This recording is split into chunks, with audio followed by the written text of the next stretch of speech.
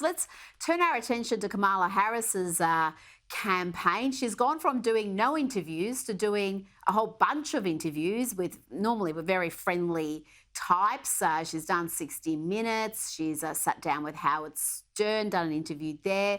The Call Her Daddy podcast.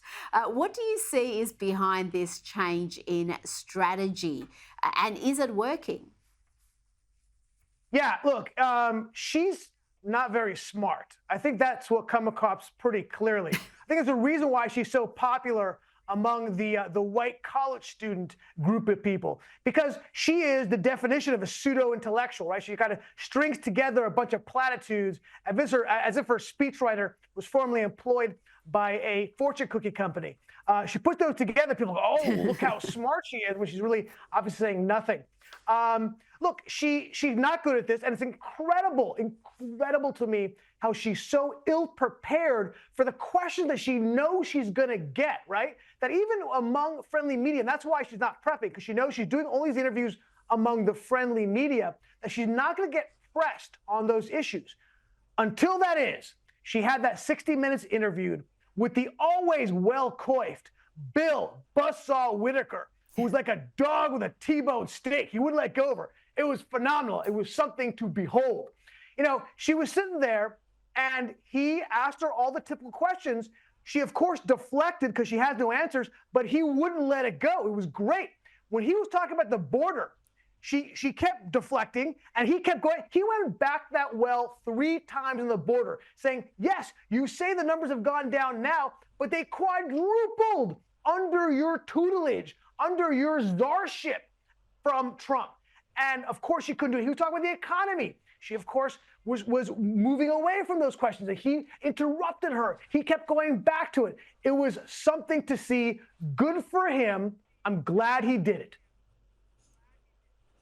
Yes, yeah, he was tougher than she's faced, but still, I thought she got away with plenty. There was a lot of platitudes, a lot of empty statements, even the whole, how are you going to pay for this? Well, we're going to tax the rich because the rich don't pay any tax, when he would have known perfectly well that that was a data point he could have corrected her on. And this mystery now with ABC posting these 2 different versions of her answer on Israel and being having some influence on Prime Minister Netanyahu. That 2 very different answers, one posted Sunday and the other one that went to air on Monday. And the one that went to air on Monday makes Kamala look far more coherent and strong compared to the word salad we got, which is, I think, the full answer, which everybody mocked widely. So I think even the ABC, despite doing a tough interview, are doing their best to protect her. Meanwhile, on The View, which was very friendly indeed, where she was just loved and adored, I think that's where she really screwed up, because have a listen to this answer. I think this is the Trump campaign's next ad. If anything, would you have done something differently than President Biden during the past 4 years? There is not a thing that comes to mind in terms of, and I've been a part of most of the decisions that have had impact. I can't believe she said that, Ami. Why would she? She's tried to distance herself from the Biden-Harris administration. She's tried to present herself as the change candidate. We're turning the page. It's a new day. And yet she just said she can't think of a thing she would have done differently. Because she's so bad at this. Look, she's a bad politician. She has fallen down upwards in every single position she has gotten. Look, of course there's an answer for that. But look, what's incredible to me, again, is that this is an election of change, right? The majority of people want a change candidate, but the majority of people see Trump as the change candidate because, like she admits, she says it. I was in the room for all the decisions. Yeah, they were all crappy decisions, right? But the truth is she's in a tough spot. I don't want to give her a pass here, but she's in a very tough spot. Either she's going to condemn the policies that she was beholden to, she was actually pursuing, or she had to say, look, I agree with them all, and they were all crappy policies, which is why he had to leave the race, because everyone knows he's been one of the worst presidents we ever had. Tough spot. I feel for her.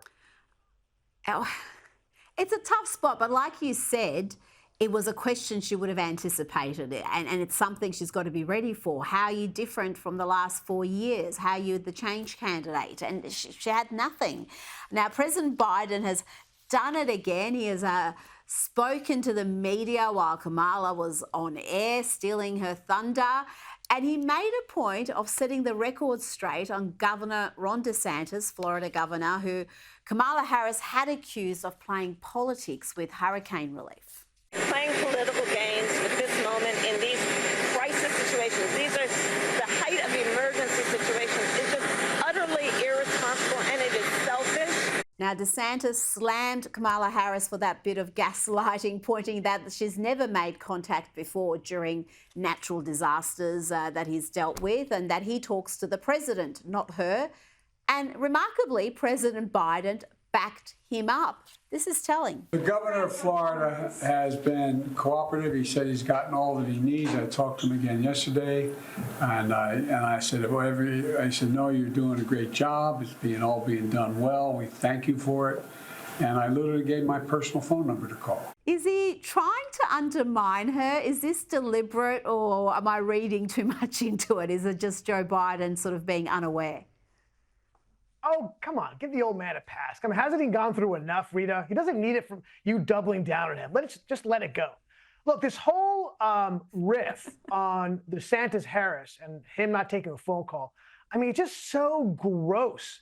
I see the man is right now in the middle of dealing with his second major hurricane in a week. The one that's hitting now, they say, is the biggest hurricane to hit Florida in 100 years.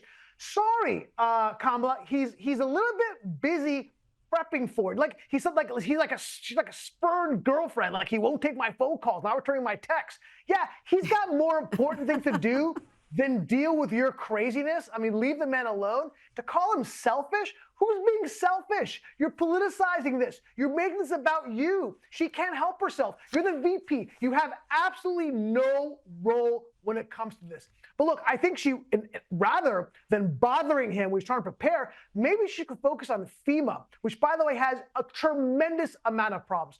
First of all, FEMA could only make available right now for this hurricane 9% of its staff for hurricane relief, when historically 25% of the staff is there because they're having massive staffing problems. 33% of all the jobs in FEMA are still unfilled when we're spending trillions and trillions of dollars.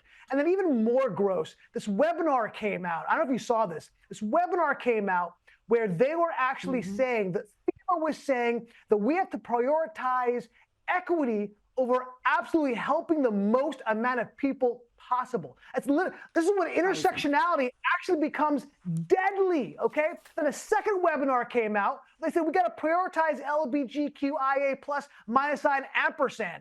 That is how, look, it reminds me of that New Yorker cartoon that came out, my favorite cartoon, that said the world is ending, minorities disproportionately affected. That's where we are. We're actually living a New Yorker cartoon.